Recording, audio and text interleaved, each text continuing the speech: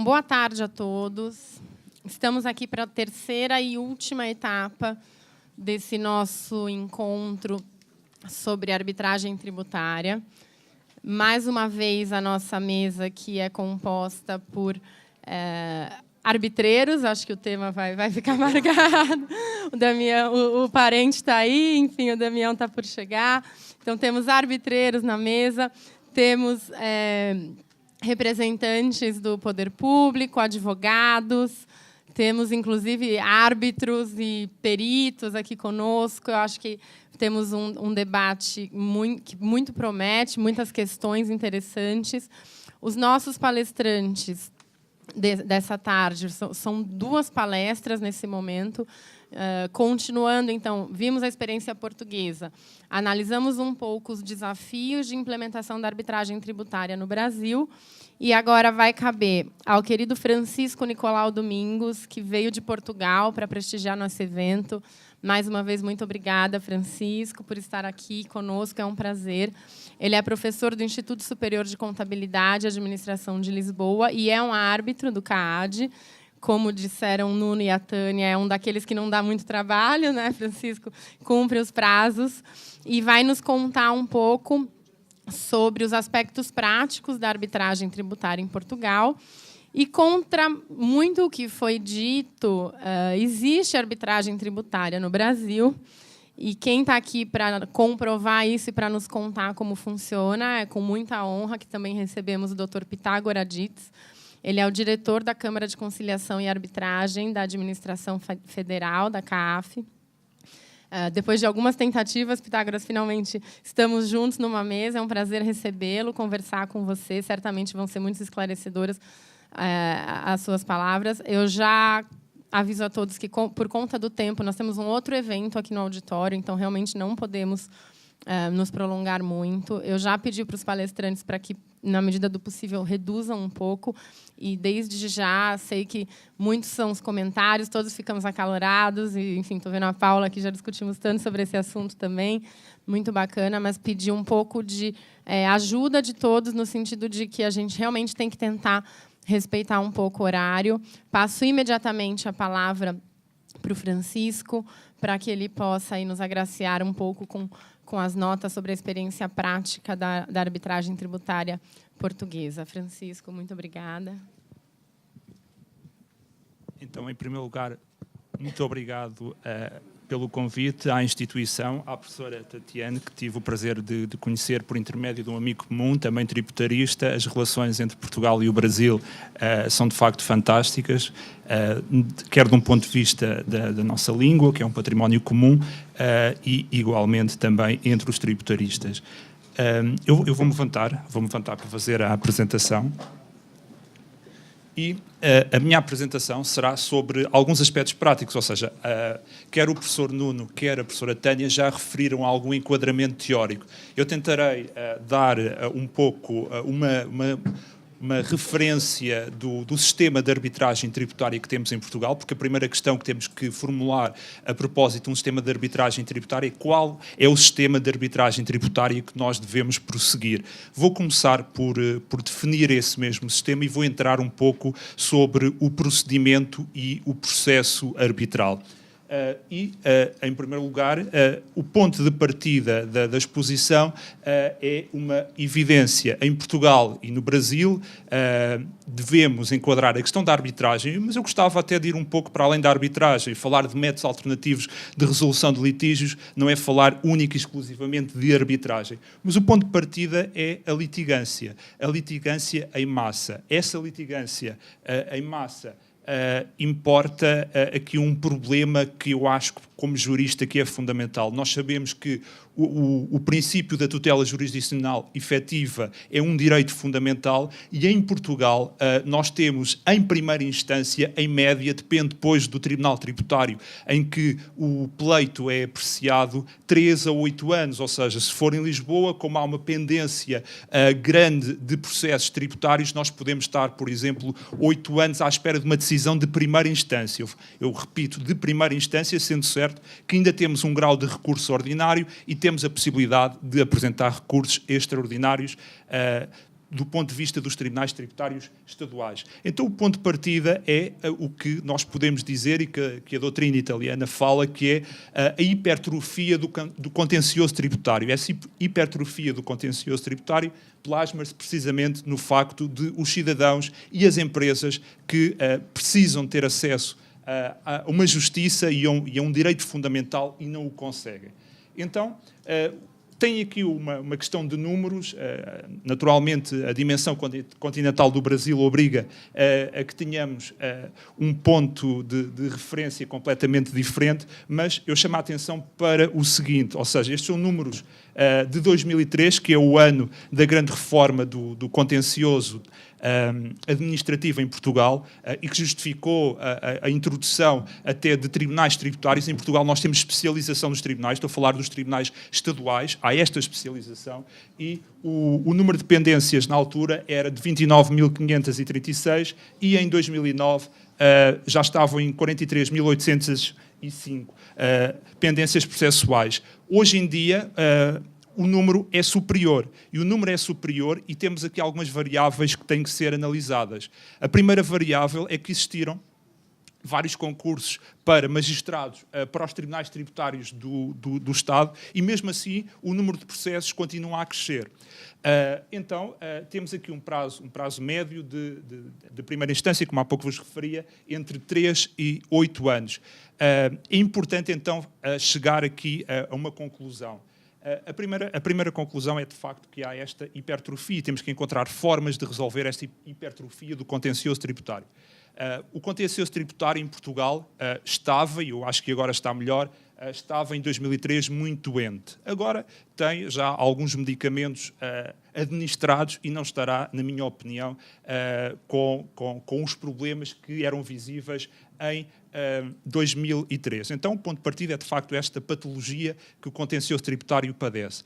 É importante, antes de fazer a exposição do modelo de arbitragem tributária, não nos esquecermos do campo de aplicação do direito tributário dos dias de hoje. Hoje em dia, por força da globalização, que já foi falada aqui, a incerteza fáctica, por mais eficiente que seja uma administração, a administração não consegue ter acesso a todos os factos tributários. E em Portugal nós temos uma administração de excelência que utiliza, a partir de um determinado momento temporal, a informática para, por exemplo, porque já percebi que aqui no Brasil não há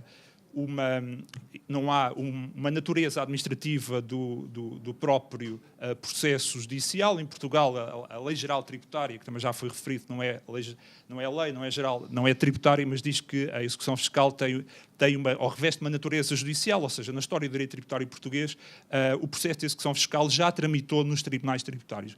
Hoje tramita sobre a égide da administração fiscal. Mas isto para vos dizer o seguinte: devemos pensar a terapêutica adequada para o contencioso tributário a partir deste ponto de partida. Incerteza fáctica, incerteza jurídica. Porquê? Porque se colocarem 5 juristas a analisarem uma norma de direito tributário, porque nós sabemos que, por força da globalização, o que é que o legislador faz?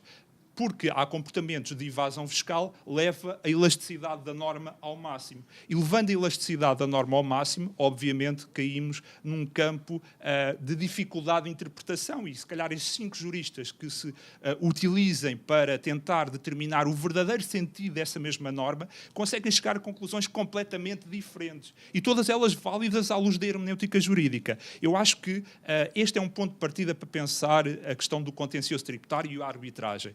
Outro ponto de partida que eu creio que também é muito importante para se pensar é, hoje em dia, nós estamos nos antípodas do Estado liberal, em que na própria norma, a norma continha todos os elementos para decisão, ou seja, a administração competia fazer uma mera subsunção. Hoje nós temos normas abertas. O interesse público é definido também com a participação do cidadão. E essa participação do cidadão não é uma participação exclusivamente defensiva, é uma participação que nós podemos dizer uma participação co-constitutiva no próprio procedimento. Então este é o ponto de partida que eu creio que é muito importante para analisar o problema. Incerteza fáctica, incerteza jurídica. Direito certo e factos certos, eu eu creio que, pelo menos em Portugal, a opinião que eu tenho é que não existe. É um reflexo do campo de aplicação do direito tributário. Não nos podemos esquecer desse mesmo elemento. Agora, iniciando a exposição quanto ao sistema de arbitragem tributária, temos então a questão da tutela jurisdicional efetiva, que como jurista a mim preocupa-me de forma bastante intensa, porque uma das dimensões é um princípio que nós sabemos que é complexo, acesso à justiça, emissão de uma decisão em prazo razoável, e este é um direito que em Portugal... eu creio que estamos no caminho certo, podemos ainda melhorar, mas pode ser uma mera proclamação solene, porque não temos uma decisão em tempo útil. Para pensar, então, agora o sistema de arbitragem tributária, nós temos de ver então a tal terapêutica que eu já referi, mas o modelo de arbitragem tributária...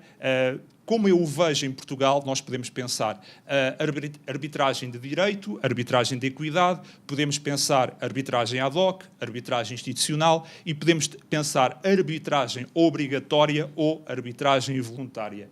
O primeiro dos pontos a fazer a análise neste campo de facto, já me adiantei um pouco na exposição, mas são aqui vários aspectos que depois também podem consultar. Temos aqui, eu vou primeiro à questão, posso não seguir, portanto, a própria apresentação, mas gostava agora de ver a questão do modelo de arbitragem tributária, que está um pouco... Exatamente. Este modelo de arbitragem tributária pela experiência que já tive com alguns colegas brasileiros em Lisboa, percebi que um problema da análise que eu fiz é a questão deontológica, ou seja, e eu acho que, porquê? Porque na arbitragem institucional, nós em Portugal, já foi aqui referido, temos uma arbitragem institucional, é o Centro de Arbitragem Administrativa, é muito importante que esse centro de arbitragem goze de algum prestígio, de alguma credibilidade dentro do próprio meio de aplicação do direito tributário, ou seja, os cidadãos e as empresas. E eu acho que o centro de arbitragem tem esse mesmo prestígio. Começa logo pelos próprios técnicos desse centro de arbitragem, que tem aqui a doutora Tânia, que frequentemente me chama a atenção, porque o prazo de 6 meses está quase a terminar, que tenho de preferir essa decisão, mas esta questão da credibilidade é muito importante e o centro de arbitragem tem essa credibilidade e eu acho que essa credibilidade começa logo pelos próprios técnicos, porque os técnicos são juristas e são juristas de mérito, que ajudam de facto a efetuar uma gestão processual ótima, porque a imagem do centro de arbitragem que está em causa é aquele meio de resolução de litígios que está em causa, então é preciso ter muita preocupação nesse mesmo campo. Esta questão de arbitragem institucional tem algumas vantagens, como estava a referir, a questão do prestígio e da própria imparcialidade e excelência na gestão do procedimento e processo arbitral, aliás, peço desculpa, que passa precisamente pelos próprios técnicos, mas também pelos juristas que integram este mesmo centro de arbitragem administrativa. E esses juristas, já foi aqui referido que têm de ter alguns critérios. Há 3 critérios que a lei discrimina. O primeiro critério que a lei discrimina é a capacidade técnica. Essa mesma capacidade técnica, há um artigo que eu não tenho de cor o número, que concretiza essa mesma capacidade técnica, que são os 10 anos de experiência profissional em direito. Ok. São os anos de experiência no centro, sabe de cor os artigos. Mas há uma concretização destes requisitos que os árbitros devem ter. Os 10 anos de experiência profissional em direito tributário e o campo de recrutamento destes mesmos juristas de excelência. Se eu há pouco referia que a incerteza fáctica e a incerteza jurídica é um dos elementos que, independentemente da nossa vontade, temos que conviver enquanto técnicos de direito tributário, há questões que justificam a intervenção de contabilistas e economistas. Por isso, tem algum sentido aliar estas duas questões, ou seja, o campo de aplicação do direito tributário e a possibilidade desse campo de aplicação cada vez mais complexo, porque se a realidade a que se aplica o direito tributário é complexa, naturalmente isto também tem reflexo nas normas jurídicas que regulam essa mesma realidade. Mas este... Podem ser árbitros. Eu vou explicar com alguma calma, sim, vou explicar com alguma calma a questão dos requisitos para poder aceder. Mas é importante fazer logo esta ligação na minha opinião. Esta questão da arbitragem, portanto, tem que ser institucional. Já vimos a questão da credibilidade que pode resultar. E é importante também falar aqui alguns aspectos do ponto de vista institucional. Já percebemos que a organização e a gestão processual que é feita é uma gestão ótima. É importante também fazer referência à circunstância de que o centro de arbitragem poderá justificar a constituição de tribunais, porque há uma portaria de vinculação. Nós podemos pensar como é que a administração tributária fica vinculada. Ela fica vinculada até 10 milhões de euros. Sendo certo que... E voltando à questão da composição dos tribunais, que podem ser constituídos sob a égide do CAD, esses tribunais constituídos pela égide do CAD podem resultar do seguinte: um sujeito passivo pode ou não indicar árbitro. Temos que traçar outro critério. Indicando o árbitro, também temos de perceber se o valor é inferior ou superior a 60 mil euros. Se for inferior a 60 mil euros e não optando por designar árbitro, constitui-se um tribunal arbitral singular, com um único juiz, única e exclusivamente. Se o valor, a utilidade económica do pedido é superior a 60 mil euros e o contribuinte não indica árbitro, então fica constituído um tribunal coletivo. Este tribunal coletivo, já foi aqui referido, tem por costume sempre como presidente um juiz de um tribunal tributário estadual jubilado. Porque aumenta a credibilidade dessa mesma decisão. E eu, nas conversas que já fui tendo aqui com alguns colegas, percebi algum interesse. Eu posso dar a minha experiência como árbitro, como é que funciona. Em tribunais coletivos, onde com o grau de doutor, pelo costume que o CAD tem na constituição de tribunais arbitrais, não assume a função de presidente, mas assume a função de vogal desse tribunal arbitral. E o procedimento costuma ser este: o juiz que preside ao tribunal, porque há aqui uma fase que eu tenho de vos referir, que tem a ver com a tramitação processual, quando chegamos à fase do próprio processo, ainda não estamos no próprio procedimento, mas ausculta os árbitros acerca da sua opinião sobre as questões de direito que estão suscitadas na peça processual, que toma o nome de pedido de pronúncia arbitral. Depois temos que distinguir o que é o pedido de pronúncia arbitral também do pedido de constituição do tribunal arbitral. Mas, de todo modo, para mim é muito importante dar-vos esta nota de perceberem que há uma grande preocupação em que a decisão seja de excelência. Eu também sou professor e aos meus alunos de mestrado, frequentemente, a forma de ensinar passa pela utilização de alguns acórdãos ou decisões do próprio Centro de Arbitragem Administrativa. E porquê? Porque toda a doutrina está lá e é fundamental perceber a aplicação do direito aos factos. Este é um aspecto da arbitragem institucional que é muito importante. Voltando, porque estou a fugir um pouco à apresentação, mas é fundamental dar a minha visão do sistema de arbitragem tributária. Temos também, então, a possibilidade do tribunal singular, inferior a 60 mil euros, não indicação de árbitro. Há também a possibilidade do contribuinte, dentro da lista que o CAD organiza, escolher um árbitro. Aí, forçosamente, o tribunal será um tribunal coletivo. Esse mesmo tribunal coletivo podem questionar. Então, como é que se constitui esse tribunal coletivo de um ponto de vista dos árbitros que pertencem? As partes têm a possibilidade de indicarem um árbitro que pode até não pertencer à própria lista do centro de arbitragem e depois há duas soluções. Esses dois árbitros entre si podem cooptar um terceiro, porque pode haver voto de vencido, ou então o Conselho Deontológico pode, em caso de requerimento, solicitar a indicação de um árbitro para a resolução daquele conflito no Tribunal Arbitral Coletivo. Esta é a vertente institucional. Eu chamo de facto bastante atenção que arbitragem, sim, mas tem de ser uma arbitragem de um ponto de vista da excelência dos recursos humanos, da qualidade dessas decisões, que seja de facto uma preocupação no desenho desse mesmo regime jurídico.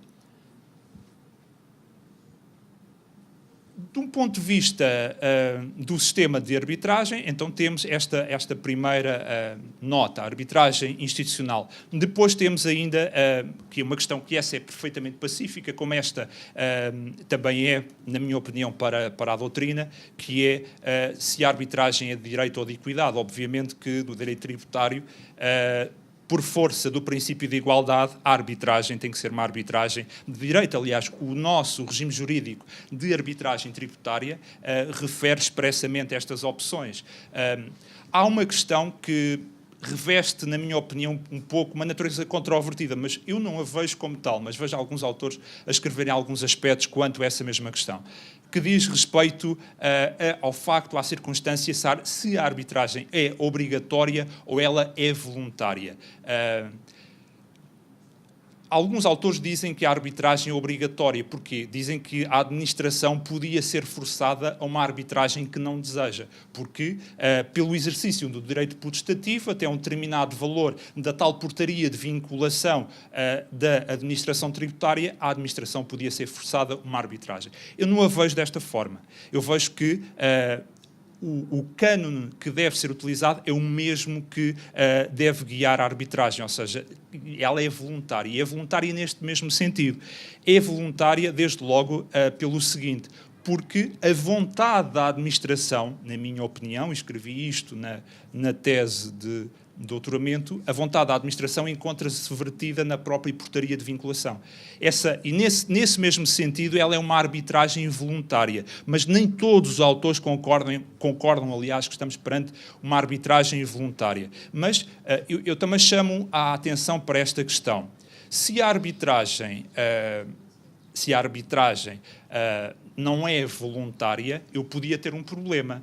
Porque eu tenho um direito subjetivo, à luz, na minha opinião, da Constituição Portuguesa, de poder utilizar a arbitragem. Então eu teria de ir para um tribunal estadual para poder ter acesso a essa mesma arbitragem. O que não faz nenhum sentido, porque a arbitragem, quando foi prevista, tinha algumas finalidades e tem algumas finalidades.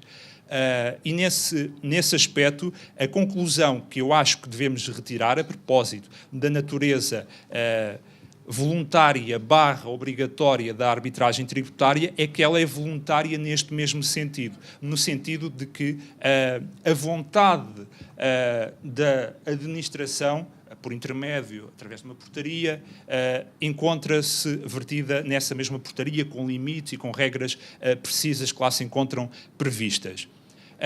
Então, é este um pouco o modelo de arbitragem, ou pelo menos como eu vejo o modelo de arbitragem tributária português. Eu saltei uma parte, mas não me vou esquecer, vantagens da arbitragem tributária. Porventura, muitos podem dizer que a principal vantagem da arbitragem tributária podia ser a redução das pendências processuais.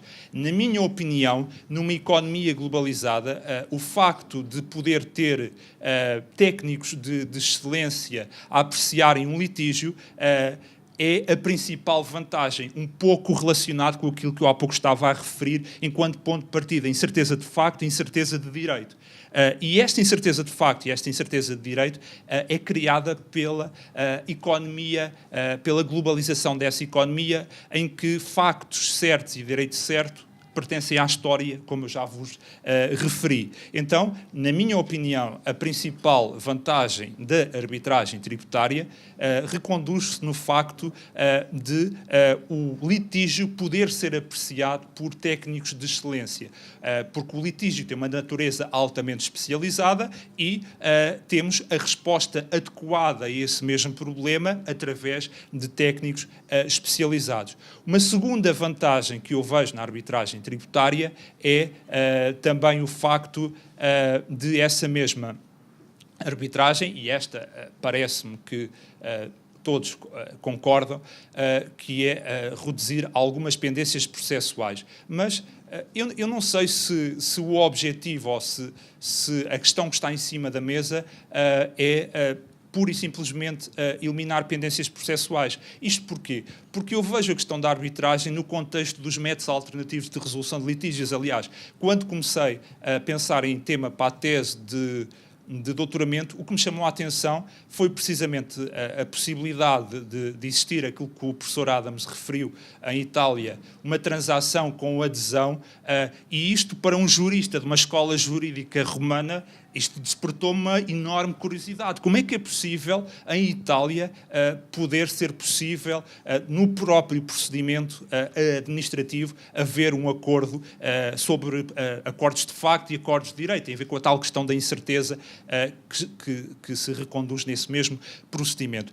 Mas, então, para vos dizer que, apesar de a arbitragem, inequivocamente, na minha opinião, reduz, é extremamente útil na resolução de litígios de natureza tributária, eu acho que o sistema ótimo deve colocar outros métodos alternativos de resolução de litígios. Aliás, nos Estados Unidos, o recurso à via judicial é exceção. Porquê? Porque todo o sistema administrativo está pensado precisamente para a resolução amigável e até forçar, portanto, essa mesma resolução amigável do litígio e, nesse sentido, tentar-vos despertar para a questão dos métodos alternativos, arbitragem sim, mas há outros métodos alternativos que têm alguma importância, na minha opinião, para resolver a tal patologia do contencioso tributário inicial, que são as pendências processuais que existem. Estas são, de facto, as vantagens que eu consigo identificar na arbitragem tributária. De um ponto de vista prático, é importante então agora vos referir que podem ter esta questão. Como é que se constitui um tribunal arbitral? O que é que um sujeito passivo tem que fazer? O que é que um cidadão ou uma empresa tem de fazer para solicitar a constituição desse mesmo tribunal arbitral? É muito simples. O Centro de Arbitragem Administrativa tem um sistema informático. A Justiça em Portugal cada vez mais está informatizada. Tem um sistema informático que permite formular um pedido de constituição do tribunal arbitral. Chamou a atenção que esse pedido é diferente do pedido de pronúncia arbitral. Que informação é necessário colocar para esse mesmo pedido de pronúncia arbitral?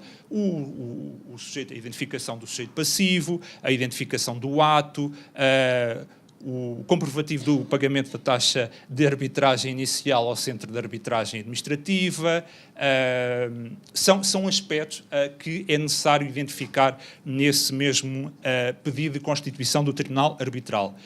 Não tendo uma grande preocupação com prazos, vou-vos explicar como é que tramita o procedimento nesta fase. Salvo erro, o Presidente do Centro de Arbitragem Administrativa tem 2 dias para fazer a comunicação à Administração Tributária de que há um pedido de constituição de Tribunal Arbitral e o objetivo, e faz todo o sentido, a Administração Tributária tem, salvo erro, 30 dias para poder revogar o ato. O objetivo é evitar, ninguém quer um litígio. O objetivo é evitar litígios inúteis. E a forma de evitar esse litígio inútil é precisamente a administração tributária, porque é um poder-dever. Em Portugal, a administração tributária esquece que eu imagino que aqui no Brasil deva ser semelhante, mas em Portugal a administração esquece que o dever de decisão também é um dever da administração. E há cada vez mais, eu ontem comentava com o professor Nuno e com a professora Tânia, que em Portugal A impugnação administrativa, que não é obrigatória, porque há alguns sistemas de contencioso tributário, é obrigatório utilizar o meio administrativo para alcançar a via judicial, é uma formalidade. Porquê? Porque é muito difícil que a administração mude a sua posição com esta impugnação administrativa. Então, é de facto muito importante, como vos estava a referir, ninguém quer um litígio. A administração, estudando os factos, que muitas vezes estão provados por documento, não será a regra geral, mas, ou melhor, será a regra geral, mas podem haver hipóteses em que é preciso produzir prova testemunhal, ou perícias, se for caso disso. Mas é importante então vos dizer que ninguém quer um litígio inútil e a administração tem esse mesmo prazo para poder revogar aquele ato tributário. Nós, em Portugal, para formular o tal pedido de pronúncia arbitral que tem as questões de facto e de direito que devem ser apreciadas pelo Tribunal, justifica muitas das vezes, portanto, essa possibilidade de revogação. Depois do decurso deste mesmo prazo, constitui-se o Tribunal Arbitral se não existir essa mesma revogação. Como é que ocorre? Saímos do procedimento e passamos para o processo arbitral. Como é que ocorre a tramitação? Há uma notificação de que o tribunal se encontra constituído e é uma obrigação do árbitro singular ou do árbitro presidente do tribunal coletivo de notificar essa mesma parte para apresentar resposta. Ou seja, vamos ouvir a administração tributária quanto às questões de facto e de direito, ou seja, ela teve a possibilidade de revogar aquele mesmo ato, não revogou, temos de ouvir a posição da administração tributária quanto às questões que são suscitadas. Posteriormente a essa mesma resposta, é um prazo de 30 dias, posteriormente a essa mesma resposta, é possível ou não o Tribunal decidir a realização de uma primeira reunião. Essa primeira reunião servirá, ou pelo menos como ela se encontra desenhada na lei, para conhecer questões formais. Por exemplo, imaginem que há um pedido, ou na resposta da administração tributária, há referência que o pedido é intempestivo, ou seja, não foi apresentado no prazo que devia ter sido apresentado. É uma questão formal, é uma exceção dilatória que deve ser apreciada logo nessa primeira reunião, mas não é obstáculo que essa mesma exceção não seja apreciada na decisão final. Mas esta primeira reunião, eu acho que a forma como o legislador a pensou é uma primeira reunião para efetuar um pouco a gestão processual. Que prova é necessário produzir, se foi requerida prova testemunhal para ouvir, se foi requerida prova pericial e em que termos ela foi requerida. Um pouco esta gestão processual que é, de facto, necessário fazer em função dos contornos específicos do caso concreto. Posteriormente, então, a esta primeira reunião, que pode ser dispensada, faltou referir este aspecto, pode ser dispensada quando não reveste utilidade. Ou seja, se não há prova testemunhal requerida, há apenas, única e exclusivamente, a necessidade de fixar factos e dizer qual é que é o direito aplicável. Então, não se justificará esta primeira reunião do Tribunal Arbitral. Posteriormente a esta primeira reunião do Tribunal Arbitral, que pode ser dispensada, como vos estava a referir, é necessário, já alguns colegas dispensam essas mesmas alegações. Eu não tenho esta prática porque gosto de ouvir. Muitas vezes pode ser a reprodução das posições iniciais, mas às vezes há alterações. Gosto de ouvir as partes, dando prazo para alegações finais escritas. Essas mesmas alegações, em função da prova produzida, servem para chegar a conclusões finais antes da pronúncia do próprio Tribunal Arbitral. A pronúncia deve ser proferida e depois temos a decisão final. Essa decisão final já foi aqui referida. Temos um prazo de 6 meses, que pode ser prorrogado por 3 vezes, por 2 meses, o que faz um prazo máximo de 1 ano ou 12 meses, se quiserem, para o Tribunal Arbitral proferir essa mesma decisão. Outra questão, eu estou quase a terminar, que é também muito importante, na minha opinião, que é a questão dos recursos. Em Portugal critica-se o facto do sistema de arbitragem tributária não conter um regime de recursos, vou utilizar um adjetivo generoso. A regra geral é, de facto, a irrecorribilidade dessa mesma decisão arbitral. Existem algumas exceções a esta regra geral. A primeira exceção é quando estamos com questões de forma, ou seja, se a parte entende que há questões de forma, o que é que pode ser uma questão de forma que eu estou a pensar? A omissão de pronúncia, por exemplo, se há um vício que foi imputado a um determinado ato e que, na perspectiva do contribuinte, o Tribunal não o apreciou, é perfeitamente possível que aquela decisão padeça de omissão de pronúncia. Então, há a possibilidade, o nome designa-se de impugnação, de impugnar aquela mesma decisão arbitral por razões meramente formais para o Tribunal Central Administrativo. Eu chamo a atenção que é uma questão meramente formal. Quanto a questões de mérito, nós temos um recurso. E esse recurso está pensado por razões de uniformidade de jurisprudência, que é o recurso que pode existir para o Supremo Tribunal Administrativo e para o Tribunal Constitucional.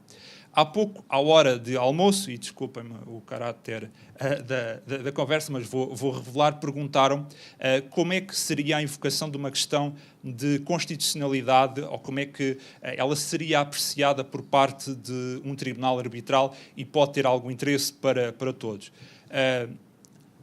Recorrentemente, nos pedidos de pronúncia arbitral, para além da imputação de vícios de forma, de violação de lei, erro sobre os pressupostos de facto e erro sobre os pressupostos de direito, que são vícios que podem ser imputados aos atos, os contribuintes colocam uma questão de constitucionalidade. Um exemplo que já foi aqui aflorado, nós tivemos uma questão em Portugal que deu inúmeros processos ao CAD, que era uma verba de um imposto do selo, que é um imposto em que cabe tudo no imposto do selo, em que frequentemente nas peças processuais que chegavam, ou melhor, no pedido de pronúncia arbitral, havia imputação de um vício, por exemplo, de violação do princípio de igualdade. O Tribunal deve conhecer esse mesmo vício,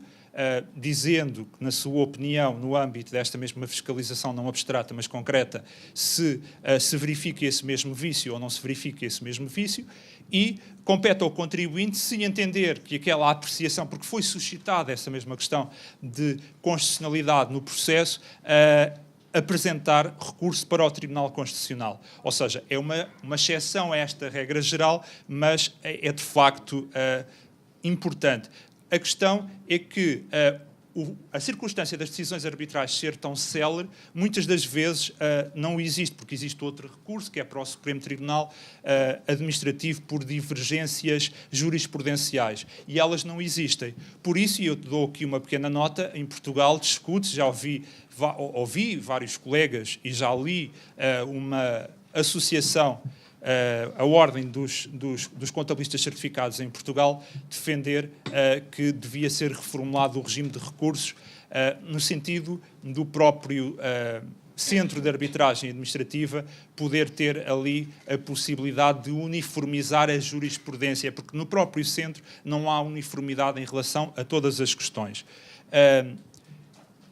Qual é que é a minha análise desta mesma questão? A minha análise é que estamos na presença de um direito fundamental e esse mesmo direito fundamental, só quando a lei o restringe, é que é admissível, e em termos muito limitados, o acesso a esse mesmo tribunal por via de recurso.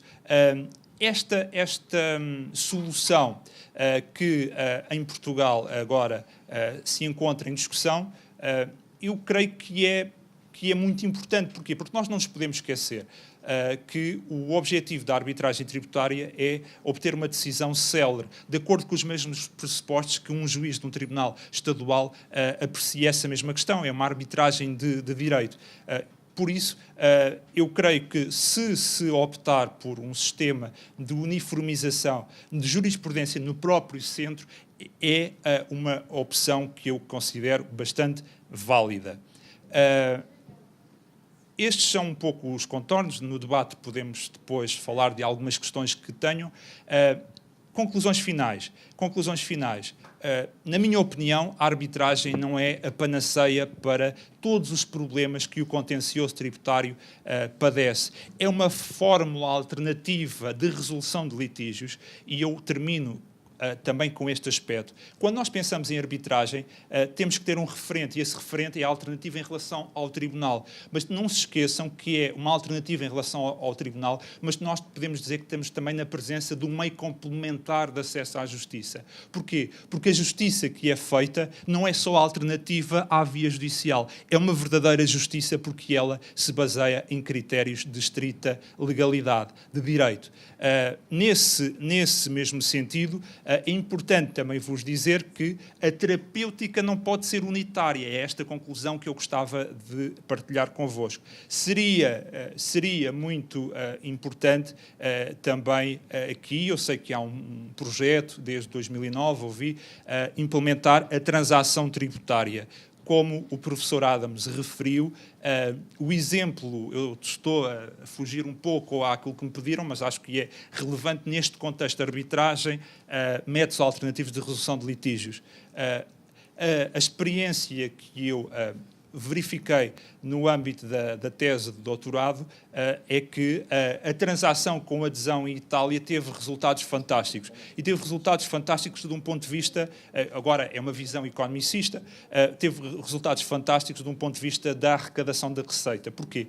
Porque só é possível celebrar esta transação com um acordo, desde que, porque isto depois coloca-se aqui uma questão académica, se a obrigação tributária é disponível ou indisponível. Na minha opinião, o que é indisponível é o ano da obrigação tributária, o quantum da obrigação tributária é disponível, mas os resultados são, de facto, relevantes do ponto de vista da arrecadação, e há aqui uma renúncia à impugnação judicial, ou seja, se celebrar uma transação com acordo, o contribuinte renuncia à via judicial, mas renuncia à via judicial com a receita entregue à administração ou então garantida.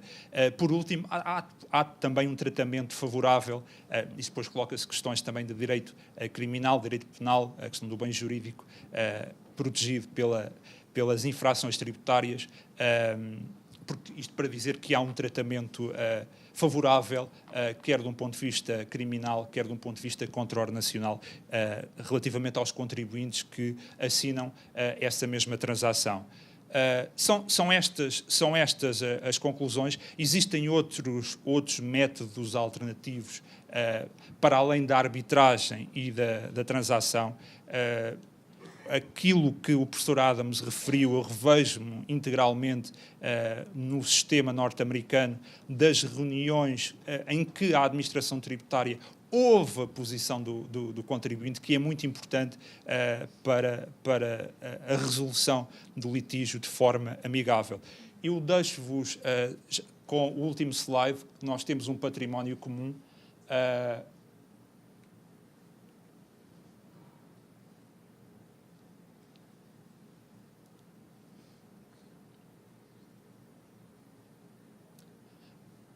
Este património comum é essa de Queiroz, e essa de Queiroz, há muitos anos atrás, falava sobre o imposto em Portugal, que era o imposto do pescado, e a incidência desse mesmo imposto era única e exclusivamente sobre o peixe que era pescado em mar.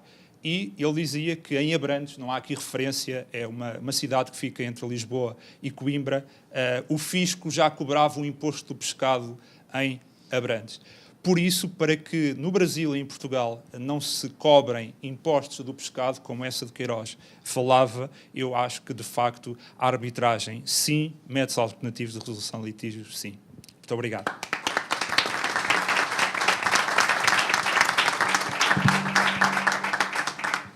Excelente, Francisco. Muito obrigada. Foi um prazer ouvi-lo. Foi um prazer entender ainda um pouco mais sobre como funciona o CAD lá em Portugal. É uma rica experiência. A gente certamente tem muito a importar, e até mesmo por entender um pouco de quais são as dificuldades de quem já faz isso há alguns anos, nos permite pensar em como formar melhor o nosso sistema, e tenho certeza de que isso está por vir.